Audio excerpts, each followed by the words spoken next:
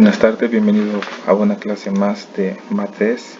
El día de hoy vamos a trabajar en geometría, la continuación de nuestro tema ángulos notables de una circunferencia. Hoy nos toca el ángulo semi-inscrito y el ángulo interior. Vamos a recordar la definición. El ángulo semi-inscrito tiene su vértice en un punto de la circunferencia y lo forman una cuerda y una tangente. La medida de un ángulo semi-inscrito es igual a la mitad del arco comprendido entre sus lados. Acá tenemos esta representación. El ángulo semi-inscrito es este que tenemos aquí. Se dice que es semi-inscrito porque el ángulo tiene parte de él fuera de la circunferencia y la otra parte está dentro de ella. Cuando dice que es la mitad de la medida del arco comprendido entre sus lados, se refiere a la mitad del valor de este arco que estoy indicando, que es el arco AC.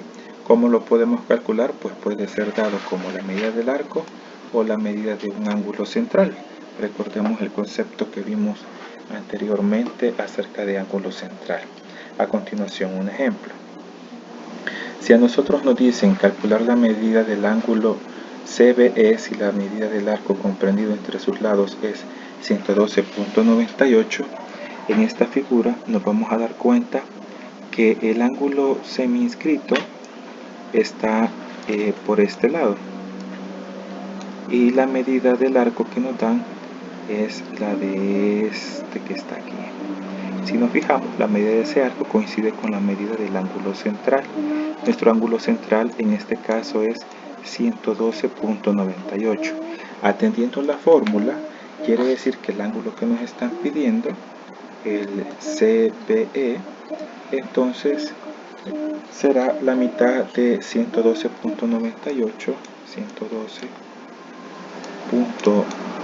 112.98 entre 2, y esto nos va a dar el resultado que tenemos ya ahí indicado de 56.49. Es decir, si a nosotros nos dan una figura de este tipo y conocemos el arco o el ángulo central que corresponde a ese arco que está formado con uno de los lados del ángulo semi-inscrito, pues de una manera sencilla podemos averiguar el valor de la medida de ese ángulo. El otro ángulo que tenemos que estudiar es el ángulo interior. Su vértice se encuentra en un punto interior de la circunferencia y lo forman dos cuerdas que se cortan. Luego tenemos que la medida de un ángulo interior es igual a la semisuma de los arcos comprendidos entre sus lados o sus prolongaciones. Tenemos acá la fórmula y tenemos el dibujo. Nosotros nos tenemos que enfocar al observar la representación que nos estamos refiriendo a la semisuma, o sea, sumo dos valores y los divido entre dos del arco AC y del arco DE. Teniendo estos dos valores, al sumarse y dividirse entre dos, vamos a obtener el valor del ángulo que nos están pidiendo. En este caso sería ABC, sería este de aquí, el que está acá dentro, ¿verdad? Para eso necesitamos conocer los dos arcos. A continuación, pues, vemos un ejemplo y nos damos cuenta en este dibujo. Nos dice calcular la medida del ángulo BFD si los arcos BD y CE miden 173.68 grados y 64.54 grados respectivamente. Aquí tengo un arco y aquí tengo el otro arco. Acá al centro se han indicado las medidas de dichos arcos, ¿verdad?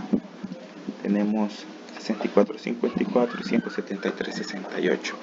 Se supone que si nosotros sumamos estos dos arcos, el 173.68 con el 64.54 y ese resultado lo dividimos entre dos, vamos a observar que efectivamente el resultado que se obtiene es este de acá, son 119.11 grados. Entonces, si nosotros queremos calcular un ángulo interior, debemos conocer dos arcos, ¿verdad? Como el de acá y el de acá. Pero si no sabemos la medida de su arco, pues serían las medidas de sus ángulos centrales, los que serían los respectivos ángulos centrales de esos arcos, como yo lo indiqué aquí. Se suman, como repito, y el resultado se divide entre 2 y así encontramos la solución de ese problema. Agradezco mucho su atención. Tengan muchas bendiciones.